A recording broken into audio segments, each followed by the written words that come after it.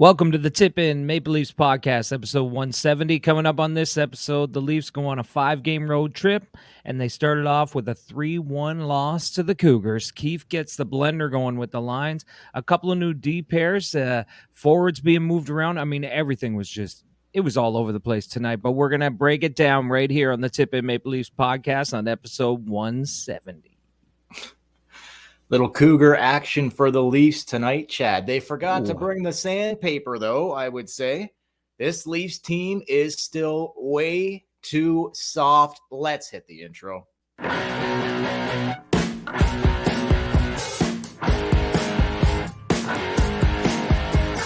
Kamara's coming out, sends it in a goal. They score! They score! Holy mackerel, they score! The Leafs have won it! They're going to the second round! Do you believe this? Holy mackerel!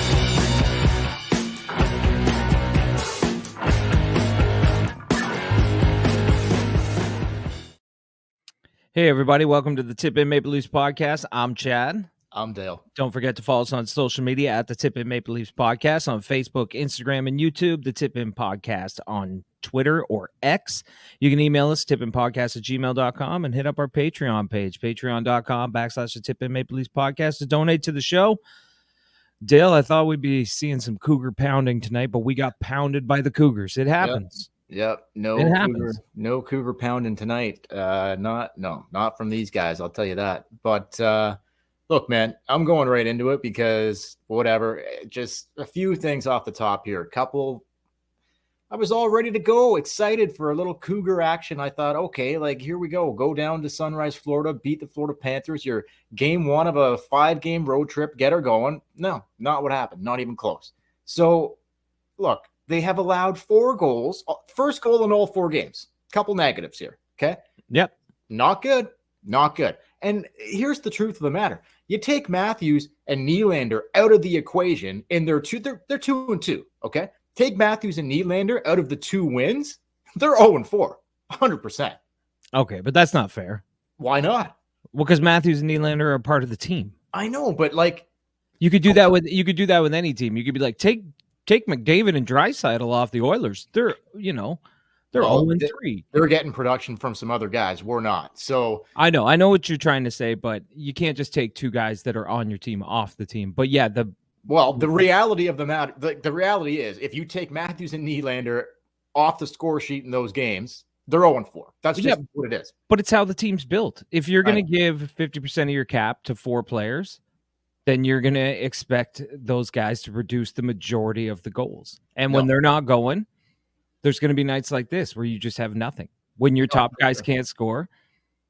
I mean, we'll get into it later. We got a segment tonight. Hot in the slot, hit the showers. But anyway, like not the best. Like 2-2. I don't know. I don't love it, man. But here's what I do love. A couple quick things. I was listening to some of the, I was hoping to have a more positive, upbeat episode here, but I don't know. We'll try to keep it light because it's still early, but I don't know, man. Whatever. Early Halloween party for the boys. They had to have it. Ryan Reeves was talking about this before they went on the road trip because there was just going to be no time to squeeze it in when they got back from this 5-game roadie. So Ryan Reeves says, we had a foursome at the party. Oh, yeah? Mo, Morgan Riley, Nyes, Minton, and Big Tony. So, I mean, come on. When Big Tone's involved, I guess there's going to be a foursome cooking. That's what he said. He said, we had a little foursome going at the Halloween party. I guess they all wore the same costume. Oh, nice, okay. Synchronized figure skaters or synchronized swimming or something like that. But anyway, sounded like a hell of a party. You got a foursome rocking. That's not the best. I've been to much worse parties than that, haven't you? Oh, yeah. I've been to a lot worse parties than a foursome of synchronized swimmers.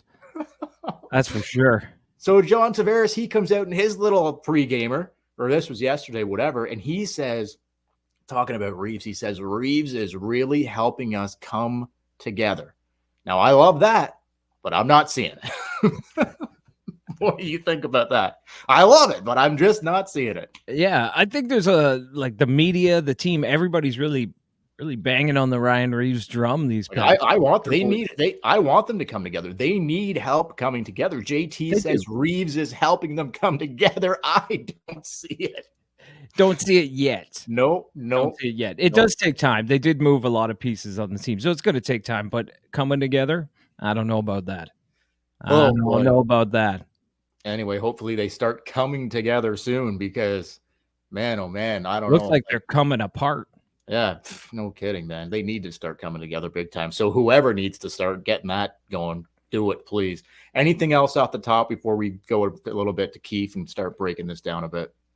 Yeah, no, let's get into it. Okay, so Sheldon Keefe, he got the blender going as this game went on. I wouldn't say to start with, like he did move Matthew Nyes up to play on the second line with Tavares and Nylander, and he put Domi down to play with Minton and Yarncroc. Everything else basically stayed the same except for the D pairs. Keefe was playing around with his D. He likes to play with his D from time to time. Yeah, we all do. Riley, Brody stayed together. Klingberg moved to play with Giordano, and McCabe and Liljegren were the pairs leading into this one. The referee show here tonight, Chad, is what I'd say, calling penalties all over the place, except for a hit from behind on Nylander in the second period. I was like, oh, holding my breath there for a second. Shoulder first, did not look good, but Willie's okay. But calling everything, but didn't call anything on that one tonight. Fucking refs say, like, I know. They were calling everything. There was just a ton of penalties. Anyway, Samsonov, I thought he looked good early. Late in the first period, Klingberg, too soft in his own end, way too soft. Can't get the puck out, ends up in front of the net. Back of the net, 1-0 Panthers. McCabe doesn't want to battle for the puck in the corner behind the Leafs net. The puck ends up out front again. Boom, in the back of the net, just like that. 2-0 Panthers after the first. Just brutal in their own end. Their coverage in the first period, defensively in their own end, brutal. Want to take a sec on that? I mean, come on, man. You summed it up. You summed it up. Just way too soft. Way too soft. Too many plays tonight. Both the Florida goals, but too many plays tonight. Just way too soft in their own end. Waving their sticks at it, not getting the body on it, not being first on the puck, too. Like, when you're in your own zone, what are the defensemen doing? They're always last to the puck. It's crazy. It is crazy. I don't know. And it's specifically Klingberg and McCabe. Like, when those two are on the ice together, it is not good. You cannot have that as a defensive pair. Maybe Keefe likes something in the offensive zone, but when it gets down into the Leaf zone, it's sloppy. Yeah, they weren't on the ice together for this. It was Giordano and Klingberg for the first goal, and it was McCabe and Liljegren for the second goal. Yeah, I'm just saying he's had them play together this season, and it does not work. The two of them are really lacking defensively. Well, nothing's working back there right now. No, nothing. And not even getting offense production from your D. Getting nothing. You're getting nothing. If you're not getting anything from your D, you got big problems. Big time. Like, they can't get anything going out of from their D. Nothing. No. Like, it's limp. Yeah, exactly. Totally limp. Just completely. You want it to be fully erect, but right. Like, Dave Poulin has not brought that comment back anytime. Well, since the preseason. Well, definitely not when he's talking about their D. There's no. It's not good. It's a wet noodle. It's a wet noodle. Not erect back there. I don't know what the hell they're gonna do back there. Anyway, like, if I'm tree living watching this shit, like the way they're playing in their own end, I'm on the blower right now trying to get some help in here because this is insanity. That blue line, it's crazy. Anyway, we go to the second period. The Leafs were about to have a 2-on-0. Nylander and Matthews coming over the blue line. Play gets called offside because Domi was taking his sweet-ass time getting off the ice. Just brutal Domi, man. More on him later. But, I mean, do you know the play I'm talking about? Yeah, I know exactly the play you're talking about. They froze the player. They froze the camera. It was called offside, and everyone's thinking, whoa, Nylander, like, he wasn't that close to the blue line. And then they show the replay, and there's Domi 2 feet on the ice, like, not even hopping on the bench. Like, heads up. We were talking about him last podcast. Like, just, you got to be heads up there, man. Like, exactly. Read the game, bro. That could have at least, we could be 2-2 in overtime right now or whatever. Like, it's, how do you not see that your two best players are coming down on a 2-on-0, about to open up a 2-on-0? Like, it's just, where's your head at? Not in the game. Not in the game. Anyway, brutal.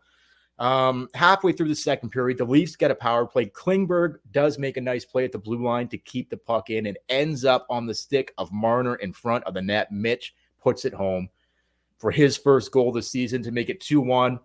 Florida led 2-1 after 2 periods. We go to the third period. Absolutely nothing cooking.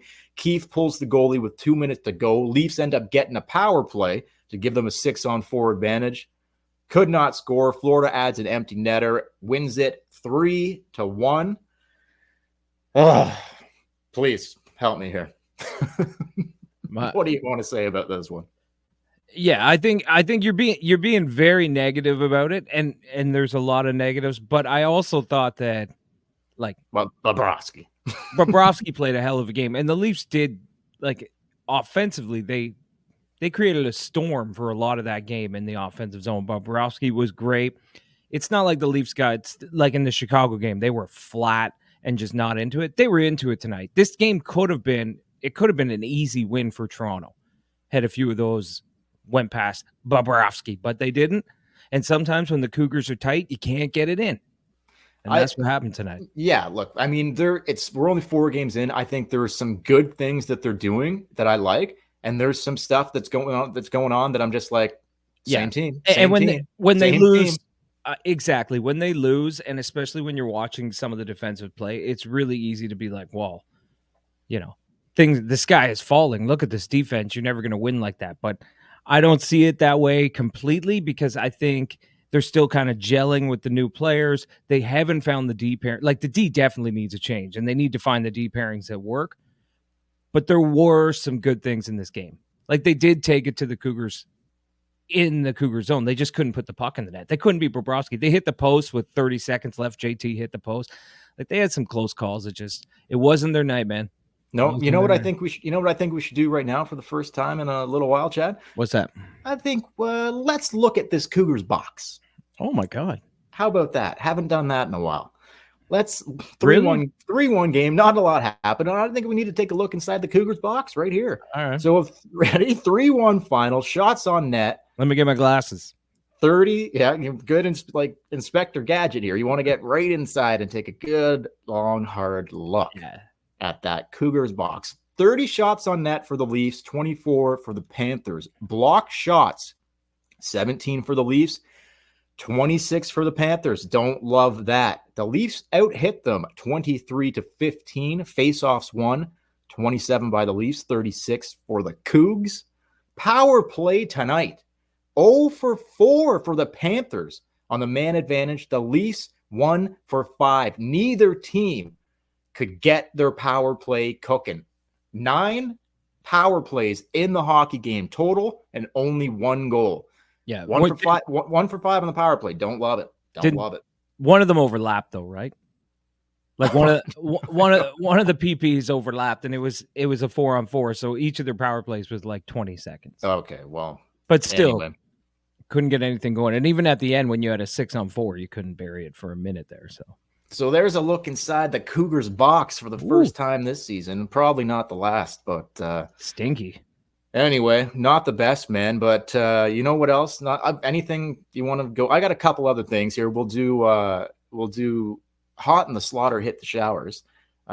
Should be an interesting one. And I got a couple things at the end. But do you got anything else you want to throw in, or do you want to take I know the weather's getting cold, and people are getting cold. People are spending a lot of time inside, and I don't know. I just think we can help people out. It really helped you out when I told you about it. So let's hear it. Okay, here we go, folks. Enjoy this.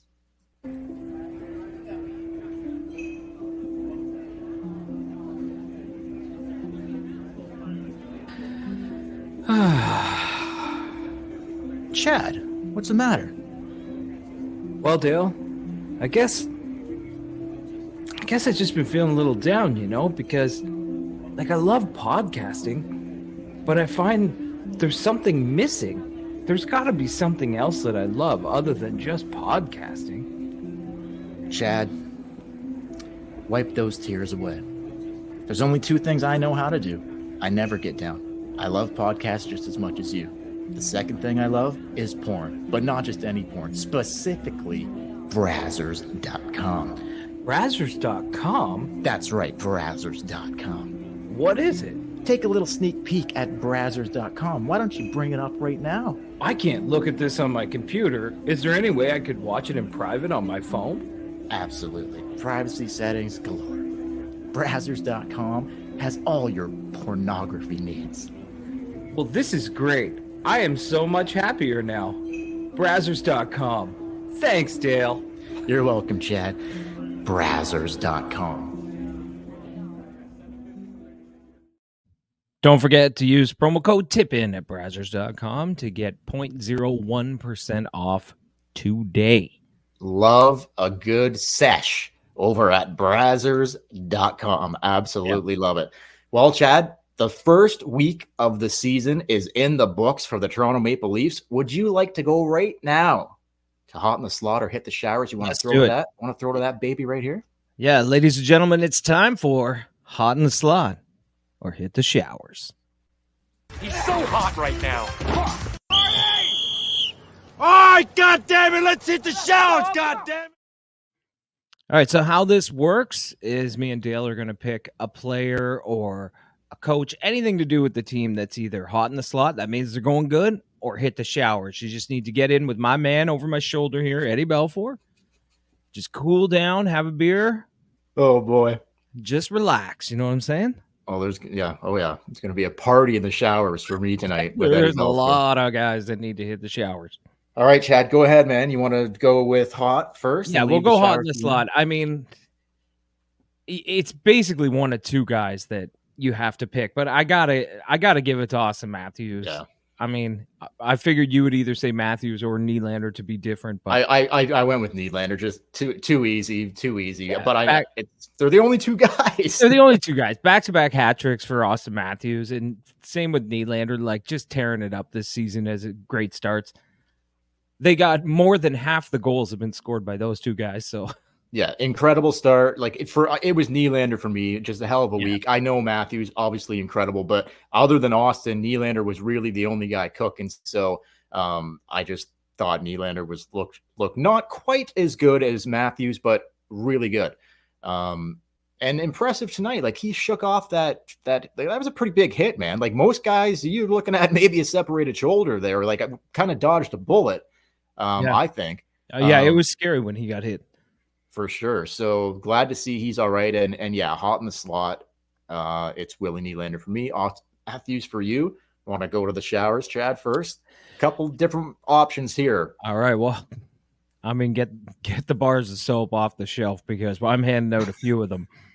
Get them on the shower floor immediately. Get them on the shower floor because you know who's got to hit the showers? All the secondary scorers on the Toronto Maple Leafs. I'm talking about the bottom six. I'm talking about the guys that are supposed to chip in games like tonight when the big boys are getting shut down. Yeah. Where have you been all season? Well, you know, Nyes doesn't have a goal. Domi doesn't have a goal. Like it just goes on and on and on. The secondary scoring on this team. And I'm not even talking about the defense. I'm just talking about the forwards. Did Domi score one goal or no? I don't think so. Okay. I thought he did, but maybe he didn't. It was preseason, I think. Actually. Preseason, he got one. But yeah, Yarncroft's got a goal. You know, like I don't know.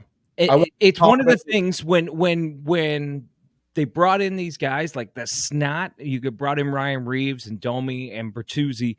One of the things that a lot of people said was, well, you know, you might hate guys like Pierre Engvall and Kerfoot and stuff like that because they're soft, but they would provide a little secondary scoring every now and then, and you're not really getting that right now, and we need a little bit of that. So those guys hit the showers, score some goals. I wanted to talk about the secondary scoring at the end, but since you put it put them all in the shower, I put there's like 9 guys in the shower. Yeah, might as well just talk about it. I'll just chime in a bit on it here. So Bertuzzi, he's got 1 goal on the season. He's a little banged up. He didn't play much tonight. He gave it a go, but I saw him pregame. Sheldon Keefe almost didn't skate, right? Or play tonight? Like no, he was almost a scrap. game time decision. I saw they were doing it like from 6:30 to 7 p.m. on TSN. They were doing like the pregame. They were interviewing Sheldon Keefe, and you could see a bunch of players walking in the background. Bertuzzi was one of them, and he had a huge ice pack taped around his like midsection, kind of like his back, his like lower back and whatever. Yeah. So It's got that, cramps. well, to me, I mean, yeah, okay, like I didn't see he was walking from behind, so I didn't see what he had ice to the front, but I imagine he probably had a couple ice packs down in the crevices of his groin, because I'm telling you right now, man, the Bertuzzi I know, he's a little banged up. He's got a groin problem. So I just wanted to throw that in there. He's got one goal. They need some more goal scoring from him. Obviously, Domi not doing anything. But yeah, you're right. Like, go through the lineup, go through it. Third line, fourth line. Yeah. And you can throw the defense in there too. Like, I'm not saying the defense has to score every game, but maybe pop one in once in a while. Dude, it's scary. The lack of secondary scoring, it is scary. And even tonight, it was in the loss to Chicago the other night. Shout out Chicago Blackhawks. In the loss to the Hawks, Tavares got the lone goal. Tonight, in the loss to Florida, Marner got the lone goal. So it's still the top guys. Yeah, like, that's what I'm saying. Outside of those guys, you're not getting enough secondary scoring. And like I said earlier in the podcast, when you pay half your salary cap to these guys, you're going to expect that this is going to happen. But Tree Living, he's got to look at this and be like, I have to find some secondary scoring. Like, like I said, if Nyes isn't going to produce the way you thought he was going to produce, and Fraser Minton's not giving you anything offensively, no, great defensively and a great centerman, but you're not getting anything from him. Domi's not giving you anything. No. Kampf and Reeves and Gregor. Well, Gregor got a goal. Gregor's looked pretty good. I don't expect Gregor to score a whole lot, so I'll leave him out of this because he's done his part. But you just need something, man. You need a little something, especially in games like this when it's tight. It would have been really nice had someone like David Kampf scored tonight and just tied the game 2-2. No, I hear you, man. Yeah, the lack of secondary scoring, major concern. Almost as much a concern as who I'm putting in the showers. And that is the entire blue line of this hockey team. All six of them. This showers is fucking packed. It's packed. Eddie Belfour's got his work cut. He must have 2-4 in his pocket. Yeah, he would have had to bring a full case of beer for this one. Like, it's like, I don't think we've ever had the shower this packed. Like, it's a full, there's only 2 guys not in there, basically, maybe a couple more, but pretty much everybody's in the shower. Quickly back to the secondary scoring. Like, they've got Robertson. Jeez. I know you were talking about Tree Living, like possibly looking for help. They've got Robertson. They've got Holmberg. Well, yeah, like they've got a handful of guys on the Marlies, McMahon, that you could, fucking bench Domi put him in the press box for a game, whatever. Like, do what you need to do. Honorable mention to Domi, because I decided to go with the blue line in the showers. I could have easily went with Domi because I am not impressed in the least what I've seen out of Domi in 4 games, but it's the blue line, man. Just too soft, way too soft. We knew it was going to be a problem, and it looks like it is going to be a big time problem. So hit the showers, boys. Eddie Belfour's in there. I mean, Belfour has got his work cut out for him tonight. Usually Eddie Belfour can, whip you back. Look at him. Usually he can whip you back into shape. Like, he'll pull a sneak surprise. Maybe there's a beer in one pocket. Maybe he's got a cut hole in his other leather jacket. He's wearing a leather jacket in the shower. He's wearing that leather jacket. He likes to shower. He doesn't take the jacket off, but sometimes he likes to say to whoever's in the shower with him, he's like, "You want a beer?" And they say, "Yeah." He's like, "It's in my pocket. Help yourself. Help yourself." The trick is, though, only one pocket's got a beer, right? That's right, but you can't see. It's all too steamy in there. Hot shower. One pocket's a bald eagle. The other pocket, beer. But he doesn't tell you that. He sneak attacks it. So 50-50 chance. You might pull a Molson out of there, but you might pull a big bald eagle out of there too. So you never know what you're going to get with Eddie Belfour. But hopefully he can get some secondary goal scoring going with these guys. Give him some tips, Eddie Belfour. And the defense, oh boy, good luck. Good luck there, Eddie, because I don't know if anything can help these 6 guys back here. That's it. Anything you want to add to the thoughts on the D? I mean, how it's going to be a reoccurring theme here because that defense is like, look at it. Look at it. Yeah. We talked in the last podcast about, I think when we were doing wet puck or dry stick, about them making a trade by the trade deadline or by Christmas for a defenseman. Honestly, man, I could see it happening a lot sooner. I would Like, not be opposed to that. I'll tell you. No, I mean, Tree Living hasn't like he signed Domi and Reeves and Bertuzzi and Klingberg and stuff, but I don't think he's really put his stamp on the team. Like it feels like this is just Dubas's team rolled out with a couple Band-Aid pieces put on the side. Totally. I would really like him to make a trade. He doesn't have to do it right now, but if this continues and we just keep watching this trend, like let's see what he can do. Let's see him put his stamp on a trade for a guy that he wants and see what happens. Because there's no way he can watch from the press box and be like, yeah, it looks good. This looks great. No way. How could you? How could you right now? I totally agree with that. I would like to see that. I hope he is able to swing something. Like, go for it. Swing for the fences, Tree Living. Like, make it happen, because this team needs significant improvement. This ain't getting it done. It's not happening. So, and this isn't about like making the playoffs or winning the division. Like, you have to look at this and be like, is this a Stanley Cup winning defense core? Absolutely not. No. And same with the secondary scoring. Like, right? It's not even close. It's not, and it's not just one guy. One guy might help like move other guys into a better position, but unless we're talking about like Hedberg, like, which ain't happening. Like, I don't think there's one single guy in there that's going to come in and all of a sudden everything's going to be okay. It will start, but I'm talking 2, maybe 3 new defensemen. Yeah. Like, I'm not like, it's crazy. I think you meant Hedman, right? Yeah. Who did I say? You said Hedberg. Oh, Hedman. Yeah. Sorry. Hedman. I was like, who the hell's Hedberg? What the fuck is Hedberg? No. I'm trying to think. No. Is there a Marley named Hedberg? No, my mind's still in the shower with Eddie Belfour. But look, man, like 2 or 3 new defensemen. Like, I don't think one and done is enough for this blue line. But like, Giordano's going to be dead by Christmas. look how much he keeps doing the exact same thing that he did last season, and he didn't learn. Like, what's he doing, man? Like, he's playing him. I know. We talked about it in the preseason when we were doing the pod. We're like, okay, there's just no way. Gio's 40 now. There's just no way you can play him a whole lot. He shouldn't play back-to-backs. He should only play. No, he's back to playing him all the time on the penalty kill, blocking shots, doing everything. I know. Like, I guess he doesn't have a choice, but like, you're going to run this guy into the ground. He's going to have nothing to give you come playoff time. That's not Keefe's fault. Because like you say, if he has nothing else to go with, that's the general manager's fault. Like, if all you're giving him is 40-year-old Gio, like, the coach is going to play to win. It's the GM's job to be like, well, here's another option. I hear you. And they got to and one last thing on all this or whatever. You like 2 or 3 guys, great. But if you bring in just one guy, it can totally change the pairings. It can drop everybody down.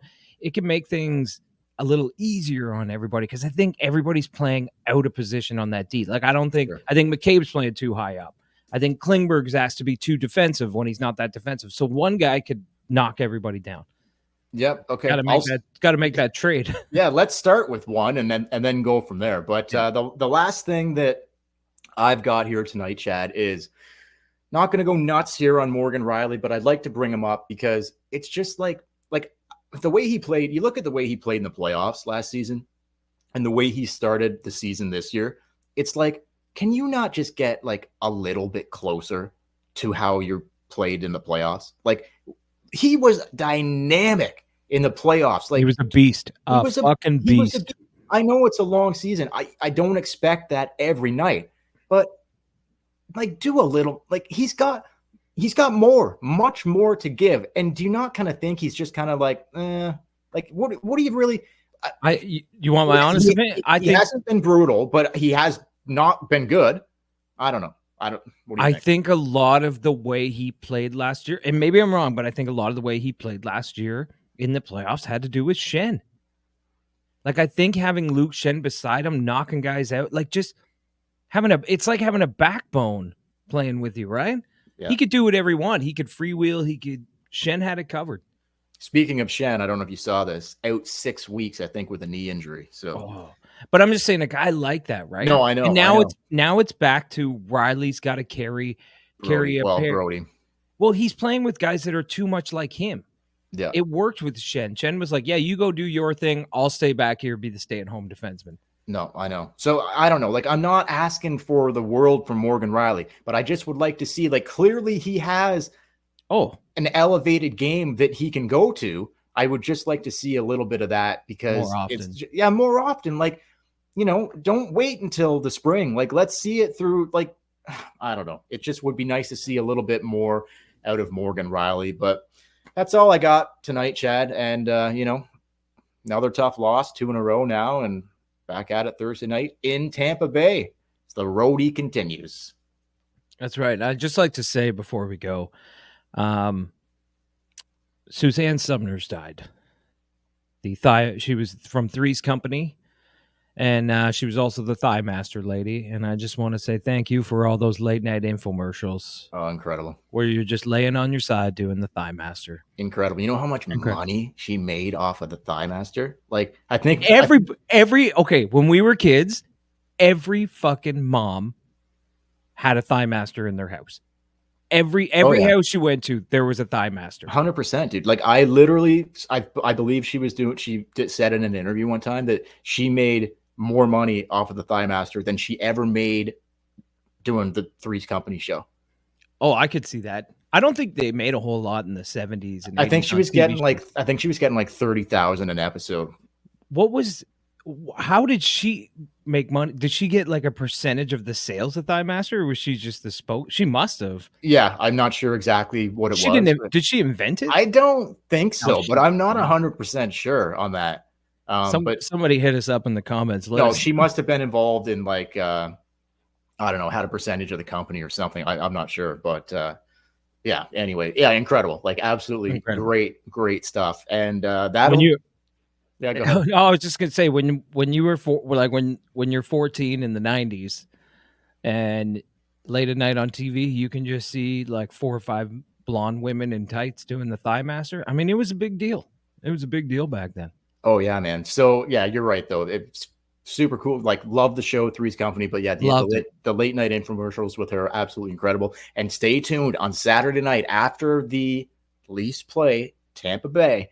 We're going to do, for the first time this season, Red Line Diaries with a little David Duchovny action. If you don't know what that is, absolutely incredible segment. You're not going to want to miss that. Is it going to be live on Saturday?